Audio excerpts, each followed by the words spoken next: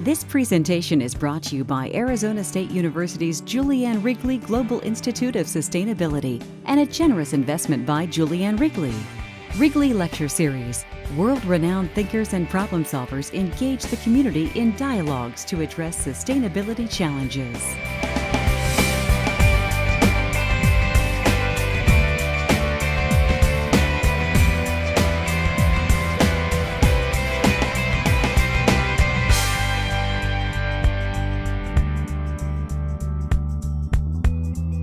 Welcome, everyone. I'm so glad you're here. This is really a great event today. We're really lucky to have Raj Patel here. And so I have the honor of getting to introduce him, and there's so many things we could say, but I don't want to take too long, but I do want to tell you a little bit about him. So let me just say a little bit about his background and some of his work. I'm sure a lot of you know a lot about him already. Raj Patel is a British-born American writer, activist, and academic. He currently holds a research professorship at the Lyndon B. Johnson School of Public Affairs at the University of Texas, Austin. He also has a senior research associate at the Unit of Humanities at the Rhodes University in South Africa. He holds academic degrees from Oxford in philosophy, I think it's political philosophy, an MA from the London School of Economics, and a PhD from Cornell. He's done just lots of work all around the world. He's worked with the World Bank, the WTO, and he's protested them as well. He has the distinction of being tear-gassed on 4 continents. I don't think anyone else in the room can say they've had that distinction. He was just recognized in 2016 with the James Beard Foundation Leadership Award. He has testified about causes of the global food crisis to the U.S. House of Financial Services Committee, and is a member of the International Panel of Experts on Sustainable Food Systems. In addition to his many scholarly articles in economics, philosophy, politics, public health, he regularly writes for The Guardian. He has contributed to the Financial Times, Los Angeles Times, New York Times, Times of India, San Francisco Chronicle, and The Observer. He's written 3 outstanding books. I hope you have read them. If you haven't, go get them now, and you'll be enlightened about the sort of how we got to where we are. For those of us who've been thinking about food and trying to figure out how we got there, his books have really provided us with many insights around the food system. His first book, Stuffed and Starved, The Hidden Battle of the World Food System, really, takes on the kind of paradox around food, that we have many people that are malnourished, and we also have many people that are are overweight and seem to be overfed. And there's lots of talk about creating enough food for the world, and yet there seems to be lots more food than we need, and yet it's not in the hands of the people who need it. And so we've really prioritized the coalescing of profit instead of looking at justice for farmers and ensuring that everybody has equal access to food. His second book, The Value of Nothing, kind of expands on the themes there. And his latest book that I think he's going to be talking about today, The History of the World in 7 Cheap Things, he really looks at how nature, money, work, care, food, energy, and lives are the 7 things that have made our world and shape its future. So I think we're really going to learn a lot from him today, and certainly that book is a sweeping, attempt to sort of pull together a lot of the things that have happened since the 14th century globally that brought us to the condition we are today. So it's a magnificent piece of work. And he's also working now on a documentary that maybe he'll get a chance to talk a little bit about, but sounds just fascinating. So it's really my honor to welcome Raj Patel.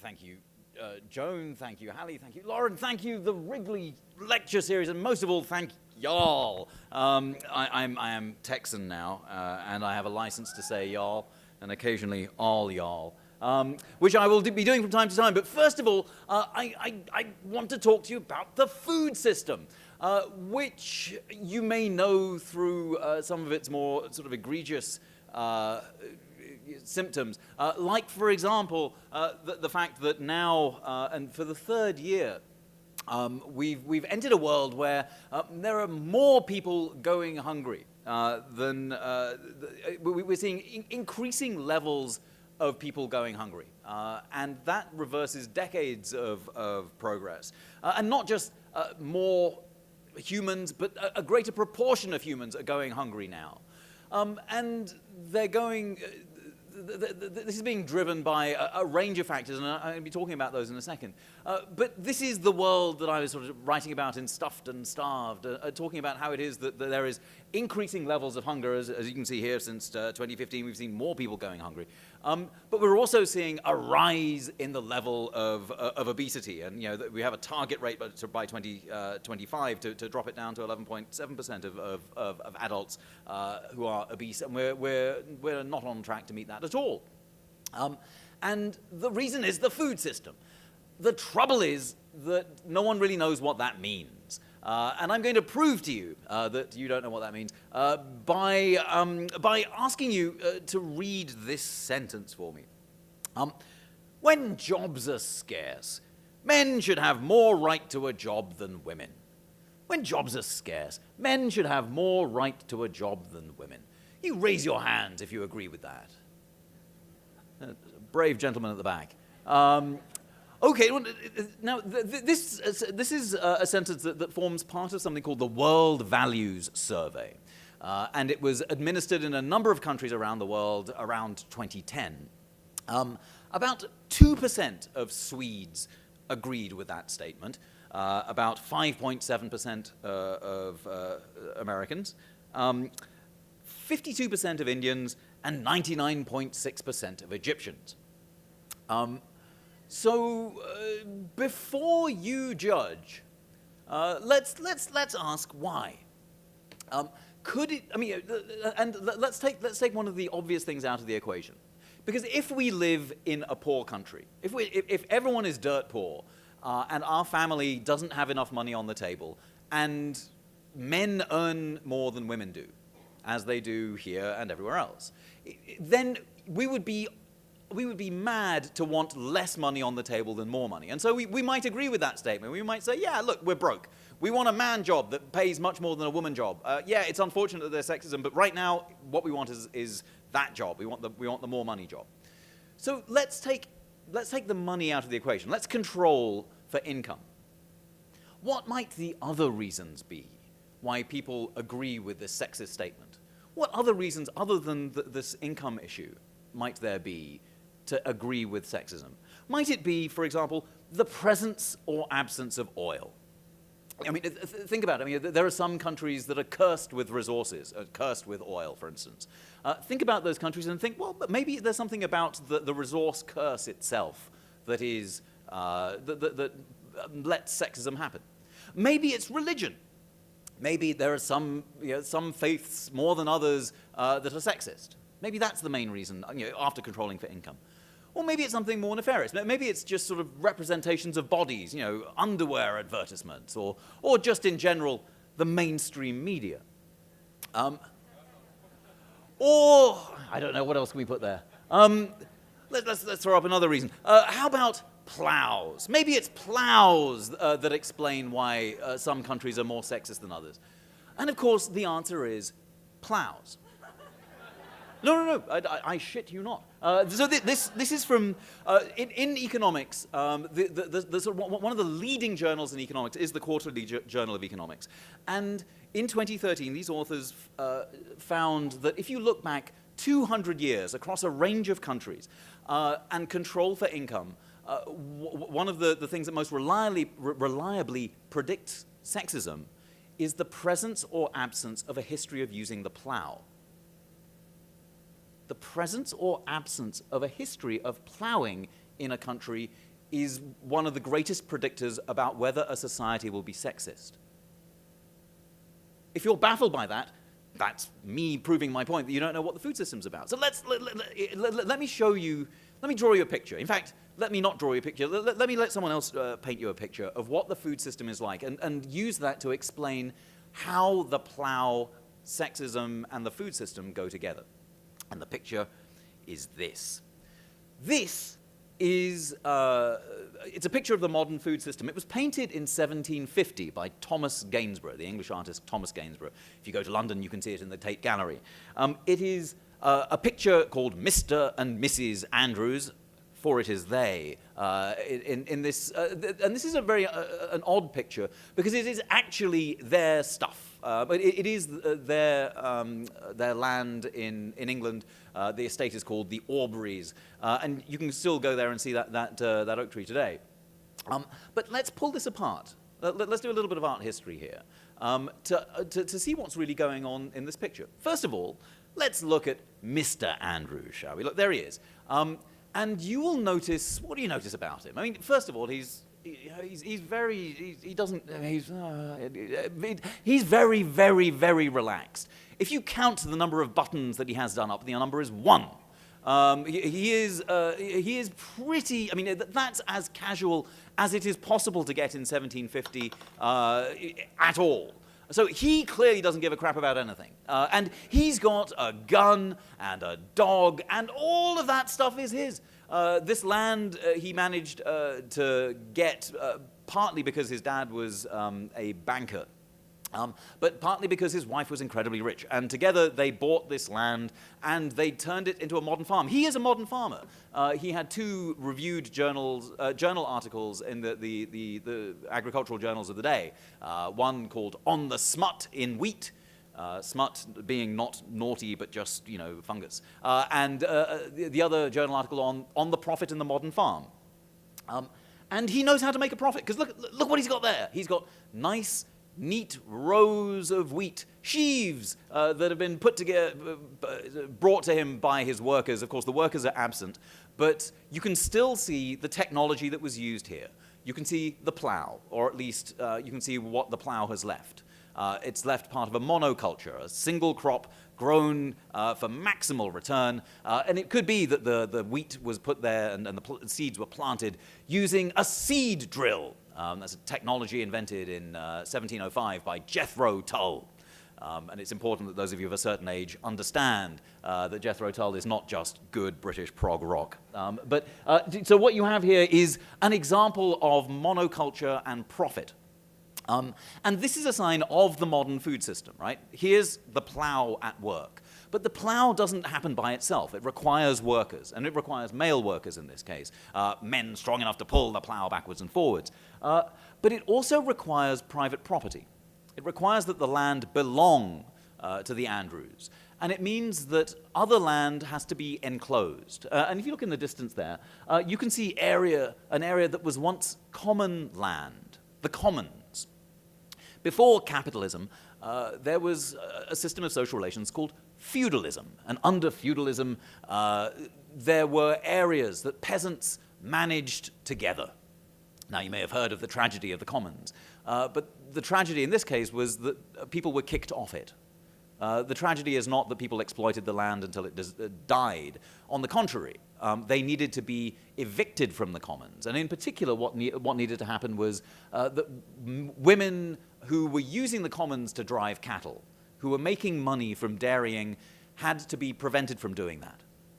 And when you see the enclosure of the commons in the transition from feudalism to capitalism, you start to see a divergence in women and men's wage rates. I mean, feudalism wasn't great, but capitalism made gender inequality worse by stopping women, peasant women, from being able to participate in the workforce. They weren't allowed to dairy, they weren't allowed to engage in farm labor, they weren't allowed to be healers or teachers. In fact, if you want to know their fate, let's look at Mrs. Andrews. Mrs. Andrews is not as relaxed as her husband. She is wearing clothes that are not for the outdoors. He's wearing hunting gear, and she's wearing a ball gown. And if you look at the unfinished area of the canvas here, this is an area where people hypothesize that there might have been a bird shot by her husband with his gun brought to him by his dog and placed in her lap. Another hypothesis is that it would have been a baby, a little junior Andrews. But whatever would be painted into there, the interpretation, the reading of this picture is that Mrs. Andrews is as bound as enclosed as the land around her. And her position is part of the portrait in which modern farming appears, and so does the plow. This is a picture of a system in which certain parts need to be held down, certain parts need to be rendered invisible in order that other parts be made profitable. That's how the plow, sexism, and food go together. Does that make sense? I mean, I just wanted to, there are enough nodding heads that I will move forward, but if you are baffled, we can come back to this in questions. But that's important because you may think, well, all right, that's 1750. What has that got to do with us today? But in fact, this system is one we live right now. And we live it in ways that not just we will experience, but if there's any civilization after us, they will know that we are here because of this system. In the fossil record right now, we are leaving traces that there were humans on the planet, with things like radiation from our atmospheric weapons tests and plastic, because, by 2050 there'll be more plastic in the sea than fish. By 2047, the last commercial fish catch will have been landed. 2050, more plastic in the sea than fish. But one of the other signs of humans on Earth will be chicken bones. Because right now, chicken, this is the world's most popular bird. I mean, not this particular one, but in general, chicken is the world's most popular bird. There are 12 billion chickens alive today, but not for long. Chickens tend to last about 90 days from egg to nugget. And we go through about 50 billion chickens a year. And that means that there are trillions of chicken bones being laid into the fossil record. In other words, one of the signs that humans ever set foot on this planet, if there's any civilization after us and they look in the fossil record, what they'll find is chicken bones. And that's a sign of what some people call the Anthropocene, the era of the sixth extinction. But it's the chicken bones that will be the mystery. How is it that one bird gets to have trillions of its bones scattered so widely? Well, the answer is capitalism.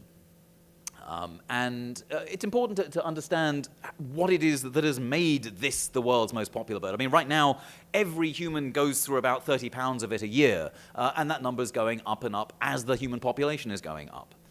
So how is it that this bird gets to be so popular? Well, first of all, it's the 7 cheap things in the book. Let me just give you the free version right now.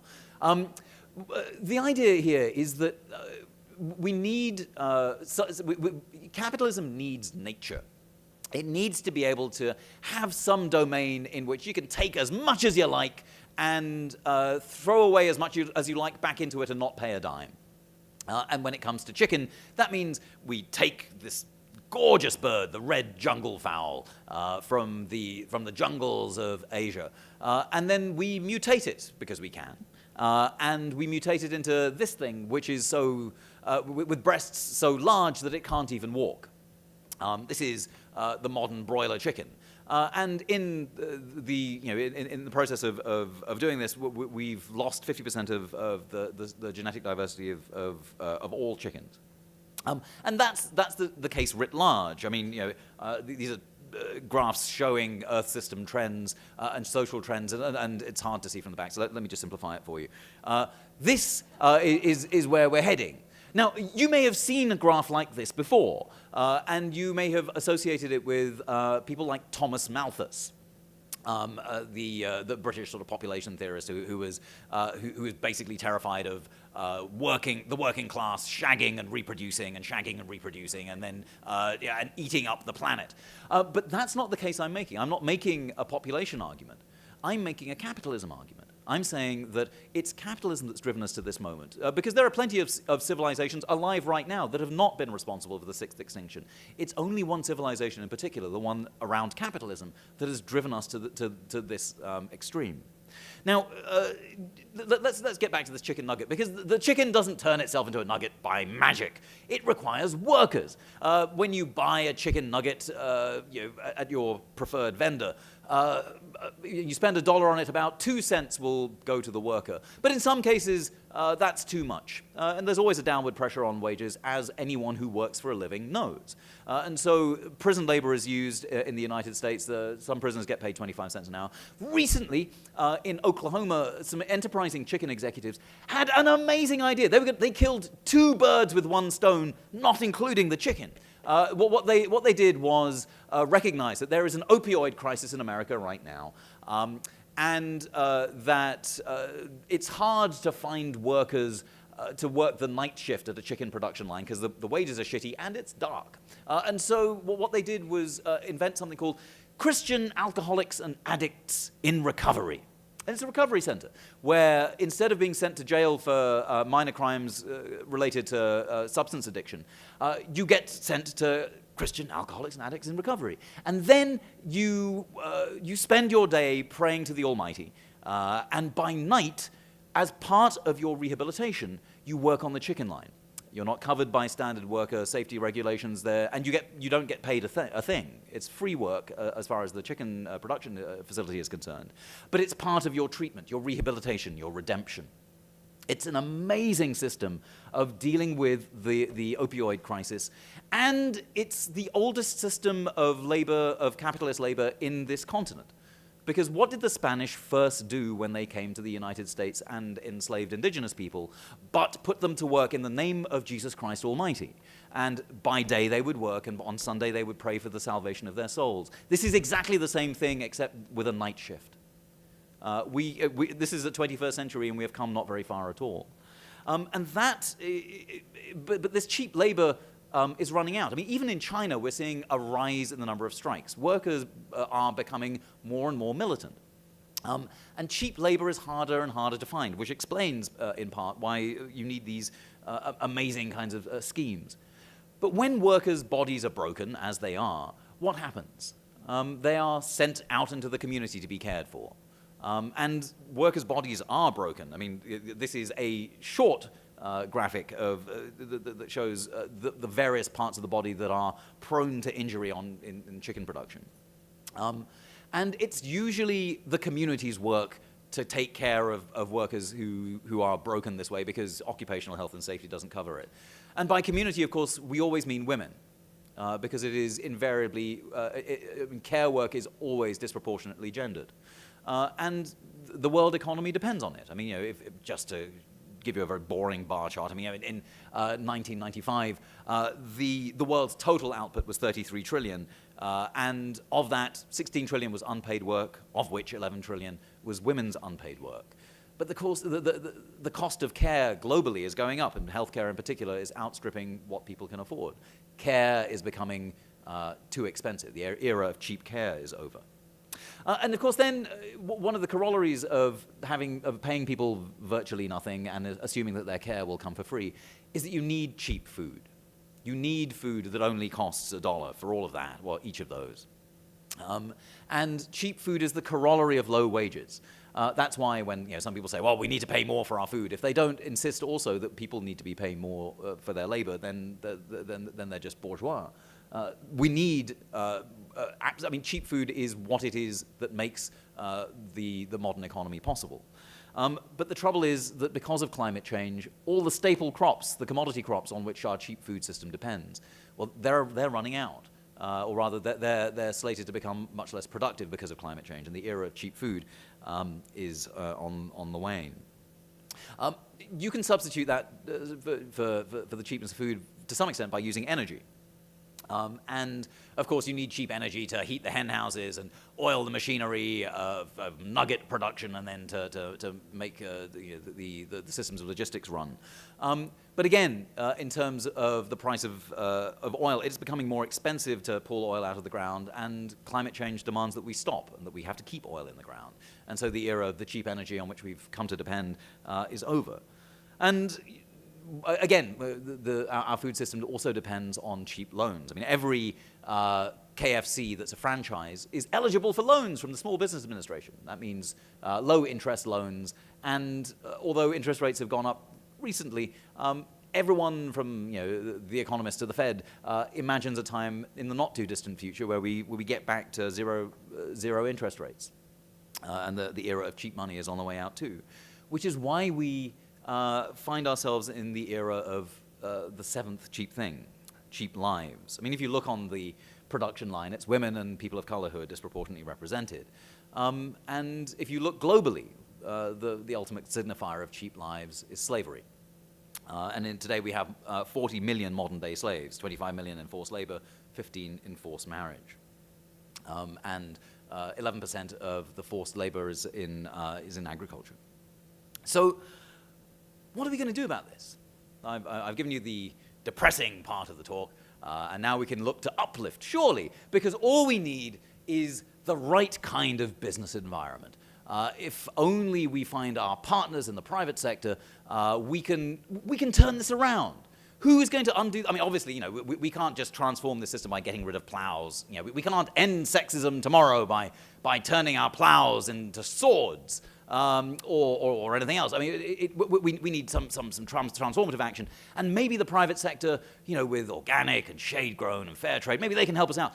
Trouble is that I was sent to this report by KPMG. Are you familiar with the anarchists at KPMG? KPMG is a management consultant firm, so not anarchists. And they, I was pushed to this report by one of the vice presidents of sustainability at Nestle.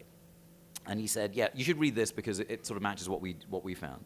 And so KPMG, in their catchily titled report, Expect the Unexpected, Building Business Value in a Changing World. They analyzed the revenue that every major industry had in 2010. And then they said, well, all right, look, every industry dodges a little bit, right?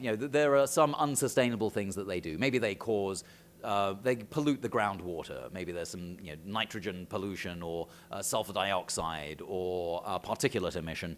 And they had some very conservative estimates, and they said, all right, let's just put a dollar value to that using, again, some lowball numbers so that we can't be accused of exaggerating.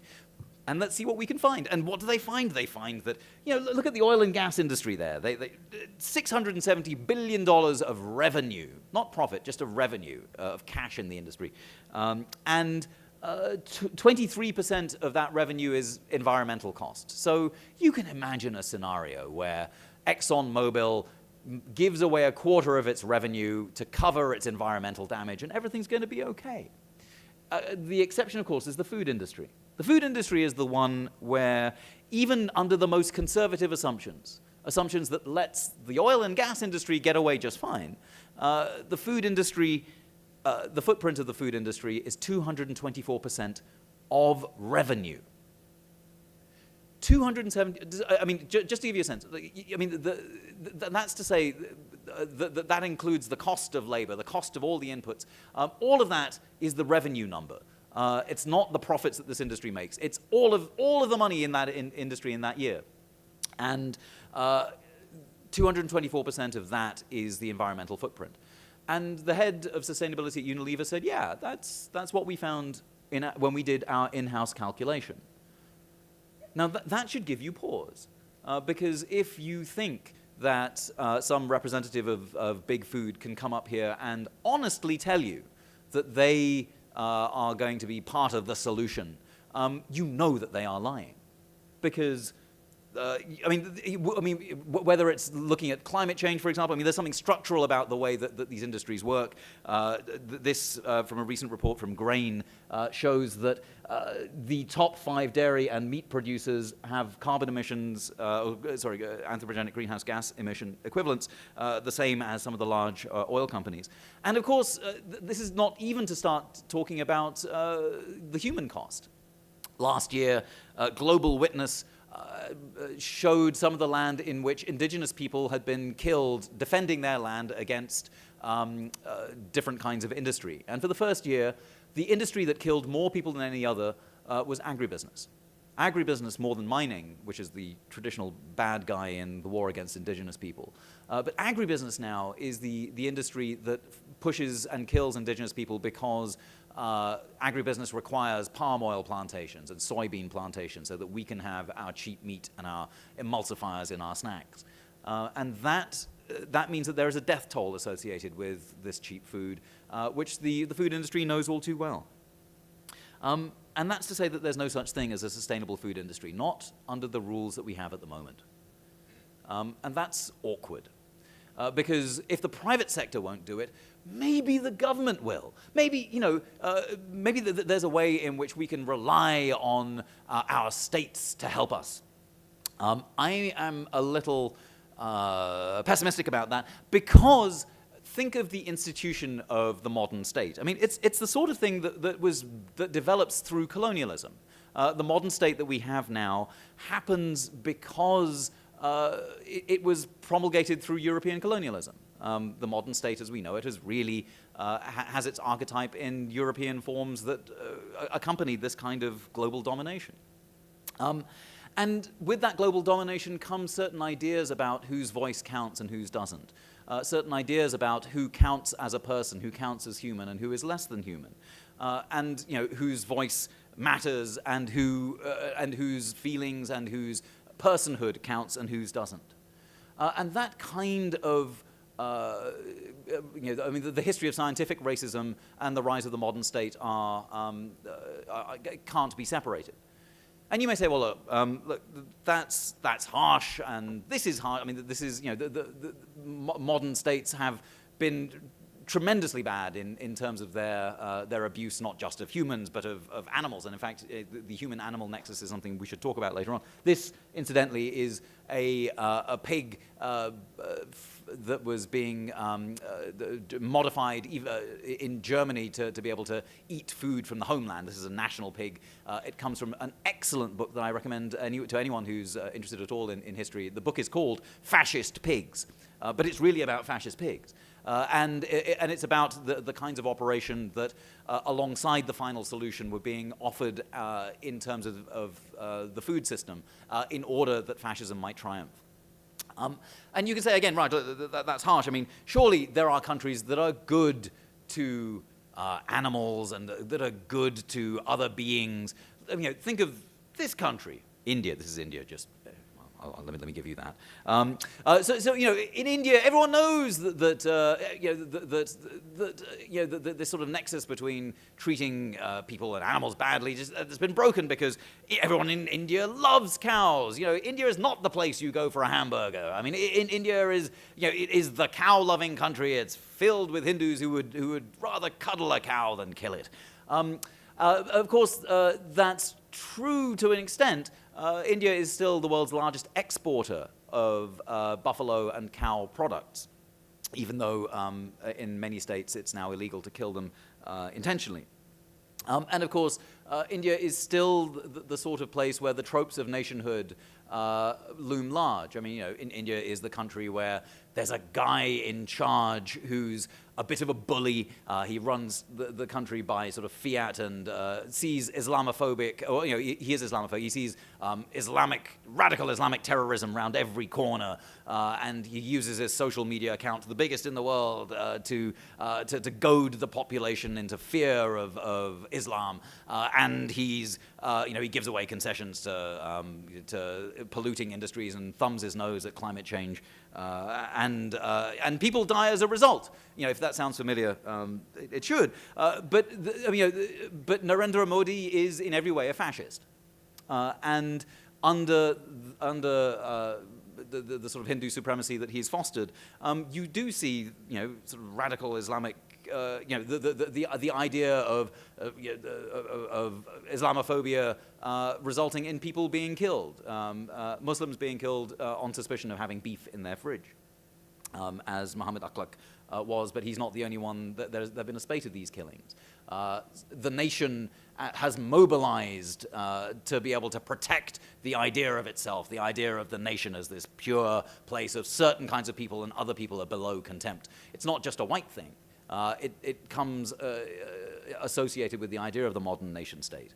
But it is the sort of thing that we live with here. And, you know, if you don't think that, you should. What's more American than a cheeseburger?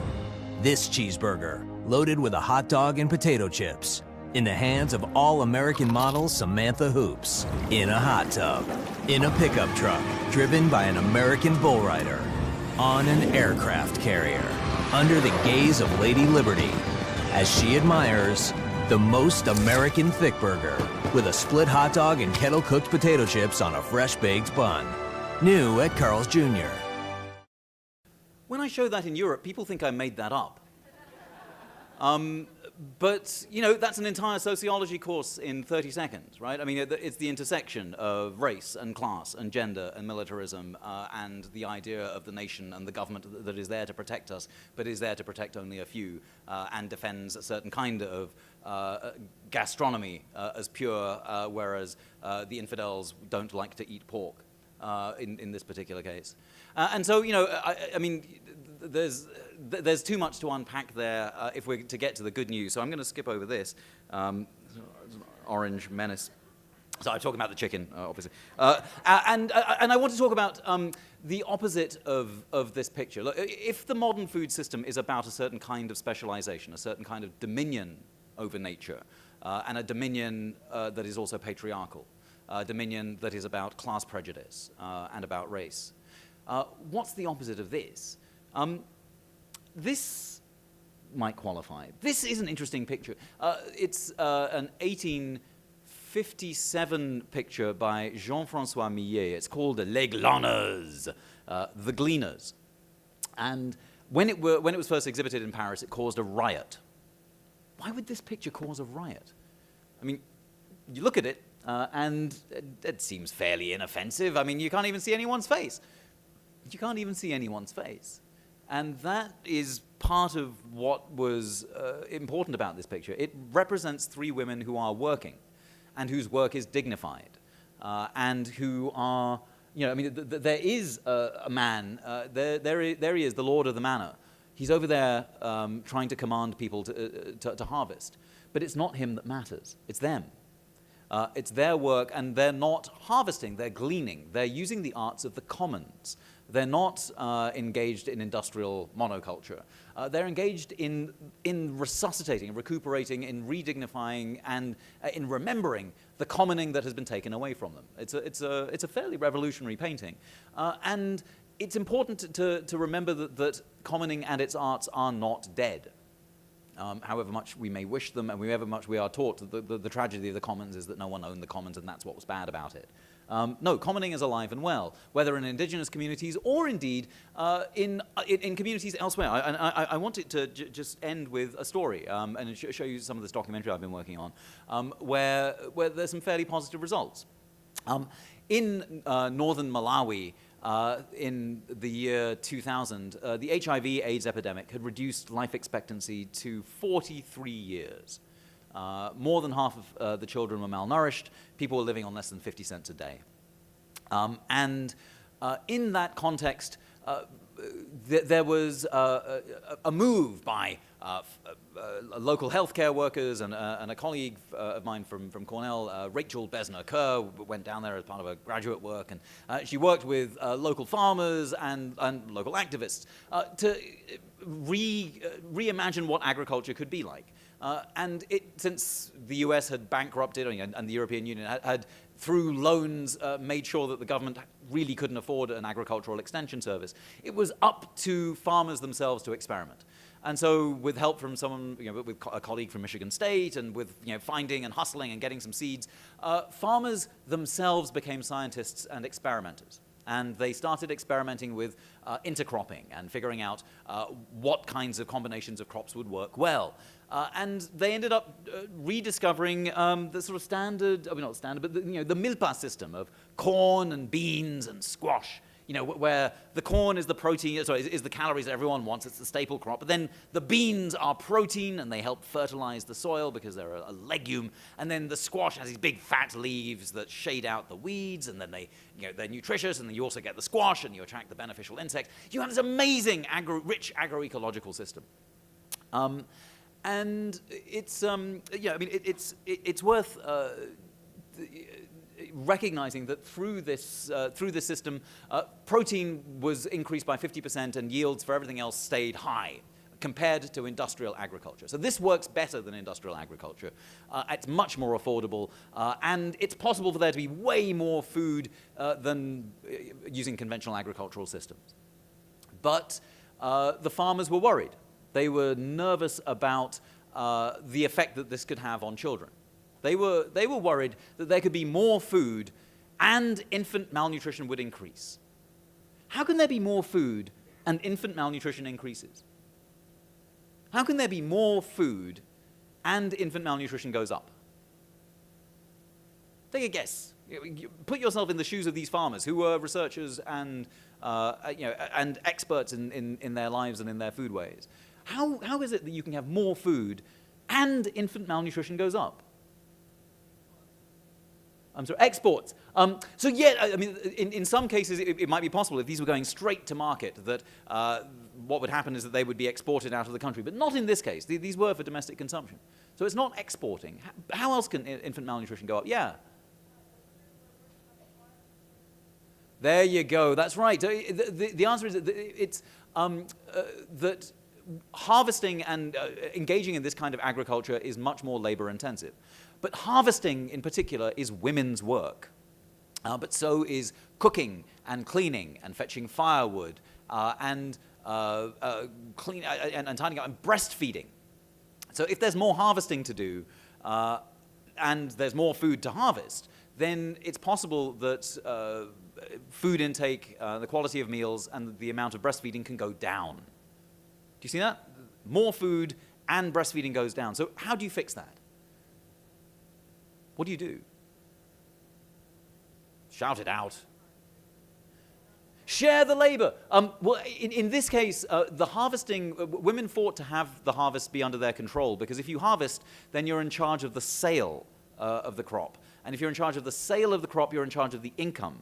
And that's important if there are unscrupulous vendors and the odd husband who might sell for a lower price in exchange for a couple of bottles of beer, which has been known to happen. So in order to control and make sure that household income was high, women insisted on controlling the income. So then what do you do? If it's not, if the harvesting absolutely has to be done by women, then what else might happen? Baby formula. Which would be a suboptimal approach. We know that breast is best, but then, but there are other things so, and also no one can afford baby formula because everyone is not living on 50 cents a day. So, what else, if not baby formula or sharing the labor? Get the men, no, the men can't harvest, but get the men to cook. Get the men to cook. Because if you remove that household labor element, then and if you get men to clean and fetch firewood, then you're golden. So how do you do that? Anyone? But the equal wages won't work because no one's getting paid. This is all subsistence labor. How do you get men to cook? Does anyone have any idea? Give them a grill. No? No. This is the invention that they came up with. They were scientists. They started. They had cookery classes where basically a man, the man of the house would be pulled out by a local farmer research team, and they would say, "Man of the house, you may have seen your wife hunched over this. It's a pot." And the man would be like, "Oh, I've always wondered what that was and how that worked." And so then there's a cooking class, and it's lovely, and then the food is delicious, and then the team walks off into the night, and nothing changes because that's just like the Food Network. I mean, you don't watch the Food Network to end patriarchy. That's not what the Food Network is for. And so in the end, they invented something called recipe days. And this, again, trial and error and good scientific practice. I mean, they just tried a bunch of things. And they reviewed, and then they iterated. And recipe days are an event where women, men, and children get together, and the event gamifies cooking. It turns it into a competition. It becomes a space where women get to teach men, and men get to teach other men, and women get to call men out on our patriarchy. And it becomes a space of equality, just for a little while. And then it's followed up by some hard feminist organizing. And I want to show you what that looks like. This is a clip from the documentary that we've been working on. I've been working with this with the director Steve James. He did Hoop Dreams, which is probably the greatest documentary in the US in the past 30 years. And it's probably good that you see this for yourself. So here we are. This is what recipe days look like. This is what commoning might look like. This is what transformative, deep social change looks like.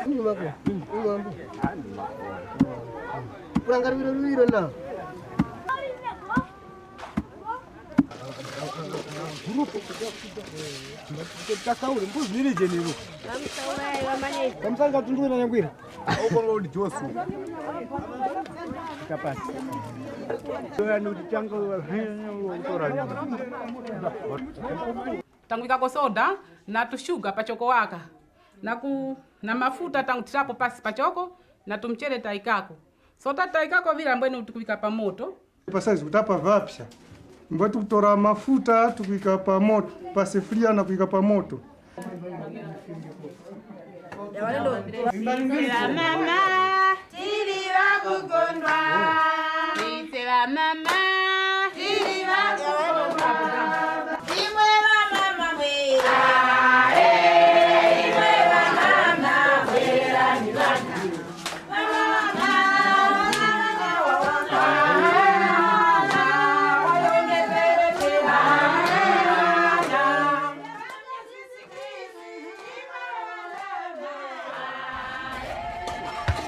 Chaya.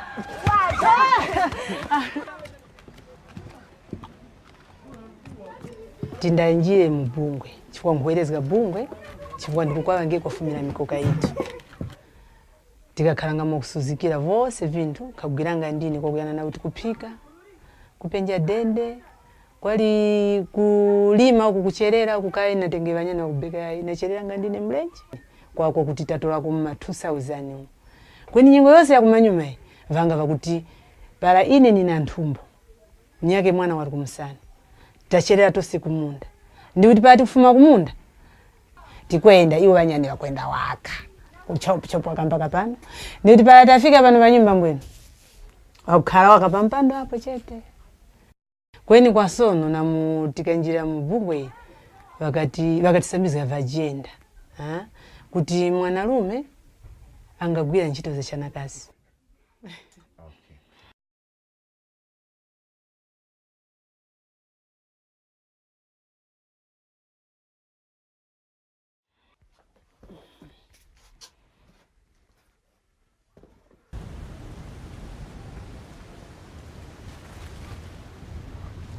Mbuto hii ni za soni ni ila mkapoka kwa imwisha kweni icho chikumbika nchoti nge mungalimbikiranga nanga uli kamba choko udongo linga sintha nyengo ineyo icha watu kuona watu mlanyitu tukukwe vivili monadi kweni kuno kwitu ndikutanga takhalira kuno mwakhalira nandi ndipo so hapo vikusuzga chomene kuno mwanyitu mwanalume chigaya chinu chitu chakubwako mungu vipulikisika makoracha vajenda ngenganira tikayanga po daziro bala mulamu muchari kukaika isi tingakwanisi na mwe sanga watereka nkhari kwechi kwacha kusuzera ya mulamu chikwacha kusuzera munga chepe chamba so vanyani vafika utata mchezga mwe sanga kuti ninafukaza mbwenini nde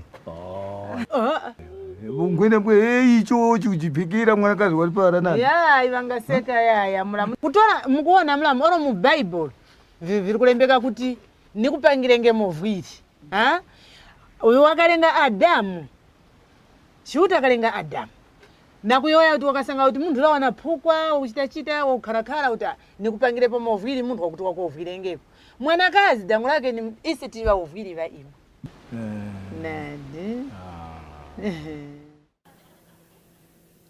So, you may not have heard Genesis used in that way before, the results sort of speak for themselves. I mean, throughout Malawi, rates of child stunting really haven't declined very much. And there's still an obscene number of children who suffer the privations of malnutrition to the extent that their bodies will be permanently broken.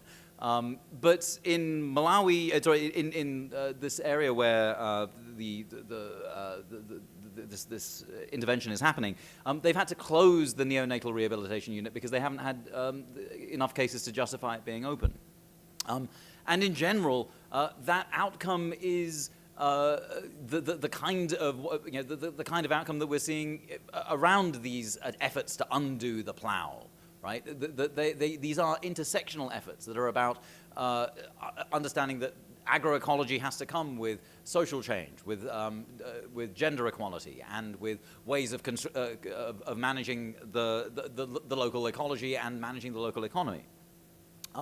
And that's something that we need to learn here, that if we're interested in undoing the plow, then our efforts need to be intersectional.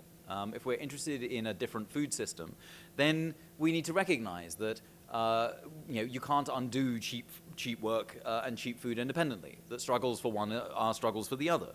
Or thinking about cheap energy and cheap nature, there are ways to reintegrate and retransform and reimagine what an energy economy might look like without treating nature as an infinite resource and trash can.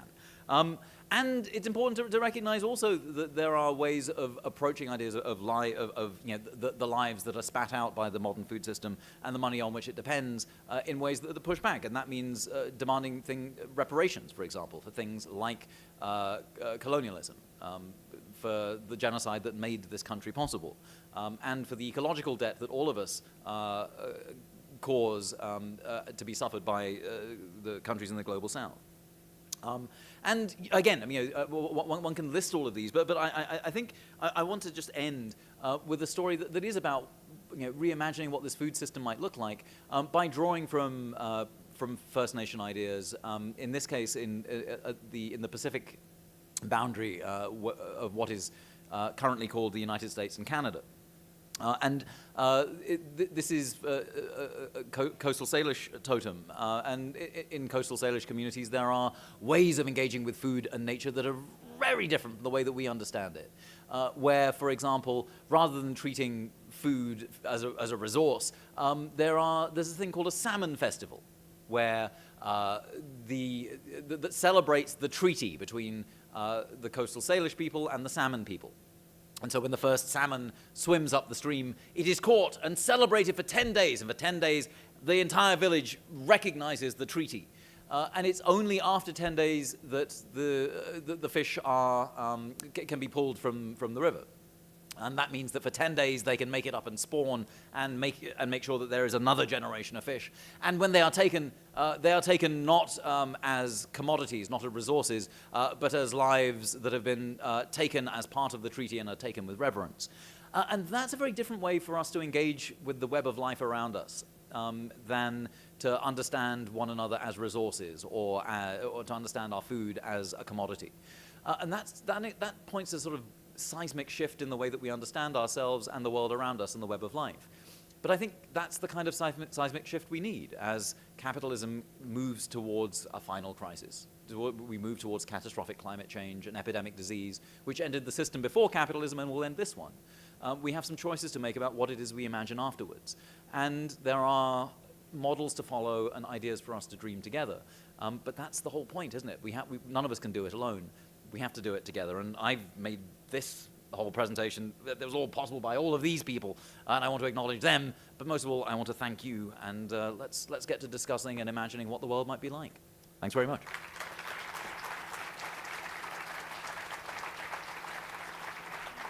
This presentation is brought to you by Arizona State University's Julianne Wrigley Global Institute of Sustainability for educational and non-commercial use only.